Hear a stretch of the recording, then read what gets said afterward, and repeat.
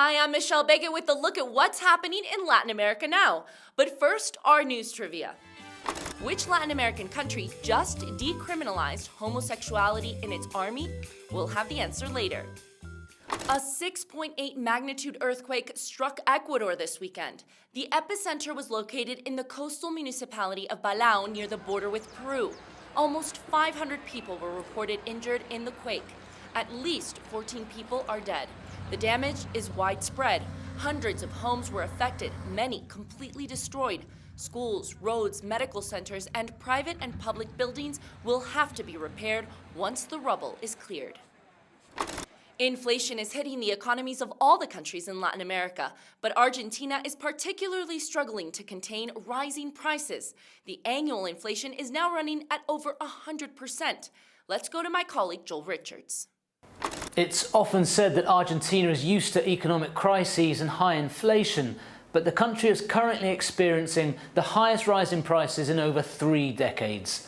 Last week, the government's official figures showed annual inflation is running at over 100%, 102.5% in the past 12 months to be precise. There is the psychological impact of hitting 3-digit inflation.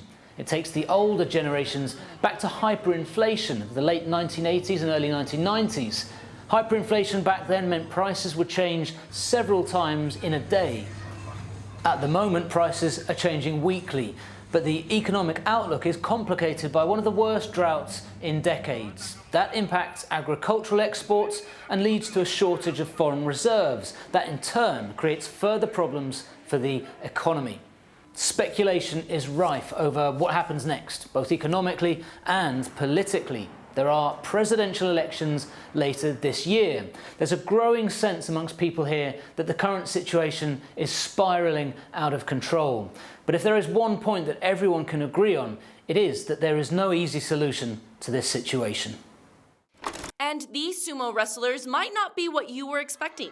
They're women in Brazil who are practicing the ancient sport. Traditionally, only men compete in this Asian form of wrestling. But these Brazilian women are proving there are no gender barriers in the sport and the prejudice can be broken. Sumo wrestling was introduced by Japanese migrants in Brazil in the early 20th century. These days, it's growing fast with women making up more than half of the 600 sumo wrestlers. Mas há preconceito, às vezes quando eu falo, eu pratico sumô, todo mundo já faz assim, achando que teria que ser gordo, mas tem, o amador tem categorias, e eu luto na categoria médio. And let's take a look at what stories we're following for next week. Colombia's government announced the suspension of a ceasefire with the country's largest drug trafficking group, the Gulf Clan. In response, the government says the clan set vehicles on fire and littered highways in Bajo Cauca, a region where they operate. The government said the drug trafficking group has been harassing citizens for the past 2 weeks. Now military forces will launch offensive operations against them. The ceasefire had been called in the hope that peace could be achieved with operating criminal groups. The Gulf Clan is one of Latin America's largest drug cartels. We'll be following this measure that is part of the president's total peace plan. And now the answer to our news trivia. The answer is B. Venezuela's Supreme Court annulled a controversial article of the Military Justice Code that made homosexuality a crime. The penalty for homosexual behavior within the armed forces was up to 3 years in jail.